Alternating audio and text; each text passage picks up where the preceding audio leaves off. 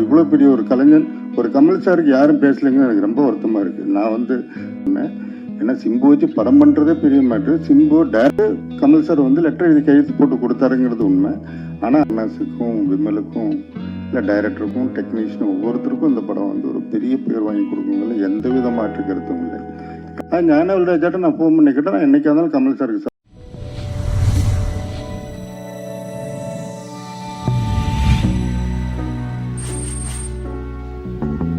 அழைத்து வந்த அனைத்து நல்ல உள்ளங்களுக்கும், பிரஸ் மீடியா மற்றும் ஃபோட்டோகிராஃபர் மற்றும் மேடையில் அமைந்திருக்கும் என் இனிய நண்பர்கள் அனைவருக்கும் என்னோட காலை வணக்கம். போகும் இடம் வெகு தூரம் இல்லை என்ற டைட்டில் ரொம்ப கேச்சிங்காக இருக்கு. இந்த படத்தோட எனக்கு என்ன சம்மந்தம் அப்படின்னா, அவர் மைக்கேல் எங்கிட்ட தான் வந்து இந்த ஒரு கல்கின்னு ஒருத்தர் நம்ம குரங்கு பொம்மையில் எங்கூட நடித்தார். அவர் வந்து எங்கிட்ட ஏதாவது நல்ல ஸ்கிரிப்ட் கேட்டால் சொல்லு அப்படின்னு சொன்னேன். என்கிட்ட வந்து ஸ்கிரிப்ட் சொன்னார். உண்மையிலே இந்த கதையை வந்து நான் மைக்கேல் சொன்னதோட ஜாஸ்தி நான் இன்ட்ரெஸ்டில் சொல்லியிருக்கேன். அத்தனை பேர்கிட்ட நான் இந்த கதையை சொல்லியிருக்கேன். ரொம்ப அருமையான அற்புதமான ஒரு ஸ்கிரிப்ட். நான் ப்ரொடியூஸ் பண்ணலான்னு நினச்சேன், சந்தர்ப்ப சூழ்நிலை சரியாக வரல. ஒரு பண்ணுறாங்க இது. கருணாவுக்கு ஒரு நாள் ஃபோன் பண்ணி சொன்னேன், இப்படி ஒரு கதை கேட்டேன், ரொம்ப எக்ஸ்ட்ரானரியாக இருக்குன்னு. உடனே ஆனால் நீங்கள் அவ்வளோ ஈஸியாக சொல்ல மாட்டீங்களா, கொஞ்சம் அனுப்புங்கன்னாரு. உடனே நம்ம மைக்கில் அனுப்பிச்சி விட்டேன். அன்றைக்கி ஃப்ளைட் டிக்கெட் போட்டு கருணா உடனே சிவகங்கைக்கு அனுப்பிச்சு நைட்டு கதையை கேட்டு நைட்டே கருணா ஃபோன் பண்ணி சூப்பர் ஸ்கிரிப்டுன்னு அப்படின்னாரு. நிச்சயமாக அந்த கதை வந்து கருணாஸுக்கும் விமலுக்கும் இல்லை டைரக்டருக்கும் டெக்னீஷியனும் ஒவ்வொருத்தருக்கும் இந்த படம் வந்து ஒரு பெரிய பேர் வாங்கி கொடுக்குங்கள எந்த வித மாற்று கருத்தும் இல்லை. ஏன்னா இந்த படத்தோட கிளைமேக்ஸ் வந்து கொஞ்சம் கூட எதிர்பார்க்கவே முடியாது.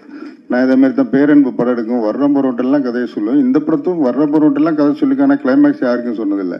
நீங்கள் என் நண்பர் அத்தனை பேருக்கும் சப்ஜெக்ட் சொல்லியிருக்கேன், கிளைமேக்ஸ் சொன்னதில்லை. இந்த படத்தோட ஹைலைட்டே அந்த கிளைமேக்ஸ் தான். நிச்சயமாக யாருமே எதிர்பார்க்க முடியாத ஒரு விதத்தில் ஒரு கிளைமேக்ஸாக இருக்கும். நிச்சயமாக அந்த படம் ஒரு பெரிய லெவலில் வெற்றியாகுங்கிறதுல எந்த வித டவுட்டும் கிடையாது. நிச்சயமாக அந்த ப்ரொடியூசருக்கு ஒரு நல்ல ஒரு படமாக எடுத்து மைக்கேல் மாதிரி நிறைய பேரை இன்ட்ரடியூஸ் பண்ணுங்கிறத மனசில் வாழ்த்துக்கிறேன். அப்புறம் நான் இன்னொன்று சொல்கிறேன். இன்றைக்கி வந்து இண்டஸ்ட்ரியில் பெரிய பிரச்சனையாக போய்க்கிறது ஒன்று உத்தம வில்லன் பஞ்சாயத்து, இன்னொன்று வந்து மைக்கேல் ராயப்பன். ஏன்னா இது ரெண்டு ஹீரோவும் வச்சு நான் படம் பண்ணியிருக்கேன். சிம்பு வச்சு வல்லவன் படம் பண்ணேன். ஏன்னா சிம்பு வச்சு படம் பண்ணுறதே பெரிய மேட்ரு. சிம்பு டைரக்டராக போட்டு நான் படம் எடுத்தேன். அப்போ எனக்கு பேசுறதுக்கான ரைட்ஸ் நிறைய இருக்குது. அதே மாதிரி கமல் சாரை வச்சு உத்தமன் வில்லன் படம் எடுத்தாங்க இவங்க திருப்பதி பிரதேஷ். அந்த படத்தை பற்றி பேசுறதுக்கு எனக்கு என்ன ரைட்ஸ் இருக்குன்னா, அந்த டைம் நான் தான் செக்ரட்டரியாக இருந்தேன் கவுன்சிலில். அந்த டைம் வந்து நடந்தது என்னங்கிறது வந்து என்னவோ இருக்கட்டு. ஆனால் அன்னைய பிரச்சனையில் வந்து கமல் சார் வந்து லெட்டர் எழுதி கையெழுத்து போட்டு கொடுத்தாருங்கிறது உண்மை. ஆனால் அதுக்கப்புறம் வந்து அந்த லெட்டரை வந்து அதுக்கு அடுத்த அந்த படம் ரிலீஸ் ஆகிறதுக்கு மெயின் ஃபண்டிங் பண்ணது வந்து இவங்க ஒரு பைசா கூட போடல. மெயின் ஃபண்டிங் பண்ணது வந்து ஈராஸ் ஃபண்டிங் கொடுத்தாங்க. அந்த ஃபண்டிங்கை செட்டில் பண்ணது ஞானவேல் ராஜா. அதனால அதுக்கு அடுத்த நாளே ஞானவேல் ராஜாவுக்கு டோட்டலாக அந்த லெட்டரோட காப்பிரைட்டை வந்து ஞானவேல் ராஜாவுக்கு சரண்டர் பண்ணிட்டாங்க. இதனால திருப்பதி பிரதேசத்துக்கு எனக்கு தெரிஞ்சு எந்த வித சம்மந்தமும் இல்லை கேட்கறதுக்கு. அப்படியே கேட்கணும்னா இந்த ரைட்ஸ் வந்து கேட்கணும்னா ஒரு ஞானவேல் ராஜா தான் கேட்டாகணும். ஞானவேல் ராஜாட்ட நான் ஃபோன் பண்ணிக்கிட்டேன், நான் என்னைக்கா இருந்தாலும் கமல் சாருக்கு சப்போர்ட்டு தான் அப்படின்னு சொன்னார். ஒரு மதுரை அன்புச்செழியனுக்கு இத்தனை பேர் சினிமா இண்டஸ்ட்ரியில் கொதிச்சு எழுந்து இன்டர்வியூ கொடுத்த மாதிரி இவ்வளோ பெரிய ஒரு கலைஞன் ஒரு கமல் சாருக்கு யாரும் பேசலைங்க, எனக்கு ரொம்ப வருத்தமாக இருக்குது. நான் வந்து கமல் சார் இப்போ டேட்டு கேட்குறக்கோ இதுக்கோ ஜால்ராக்கா சொல்ல. ஏன்னா 1க்கு 3 படம் கமல் சார் வச்சு ப்ரொடியூஸ் பண்ணியிருக்கேன். இவங்கெல்லாம் ஒரு படம் தான் எடுத்திருக்காங்க. தானு வந்து ஒரு படம் தான் எடுத்திருக்காரு.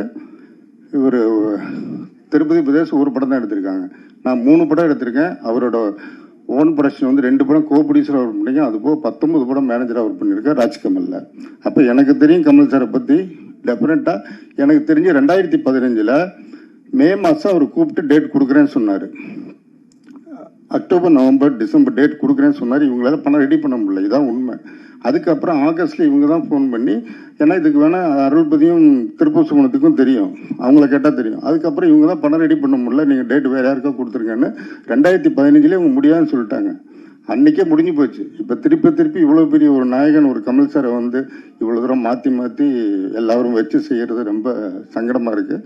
ஒரு சினிமா ரசிகனா நான் வந்து இப்போ நானும் வல்லவன் படம் எடுத்தேன். உண்மையாக ரைட்ஸ் இருந்தால் நான் தான் கேட்கணும் சிம்புட்ட. நான் இன்னைக்கு வரைக்கும் கேட்டது இல்லையே.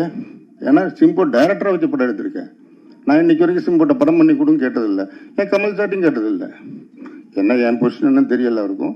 நான் இது வரைக்கும் யாருக்கும் 100 கடன் கிடையாது இண்டஸ்ட்ரியில், நெஞ்ச நிமித்தி தான் தெரியுறேன். யாருக்கும் 100 பேலன்ஸ் கிடையாது, எந்த டெக்னீஷியனுக்கும் பேலன்ஸ் கிடையாது. எல்லாரும் அது பேசுறதுக்கு தகுதி இருந்தால் இதெல்லாம் இருந்து பேசுனா இல்லை ஒரு அர்த்தம் இருக்குது. அப்போ இண்டஸ்ட்ரியில் இவ்வளோ தூரம் பேலன்ஸ் வச்சுருக்கவங்க பேசுனா எல்லாருக்கும் செட்டில் பண்ணிட்டு பேசுங்க. அது இதுதான் என்னோட தாய்மான கருத்து. நன்றி, வணக்கம்.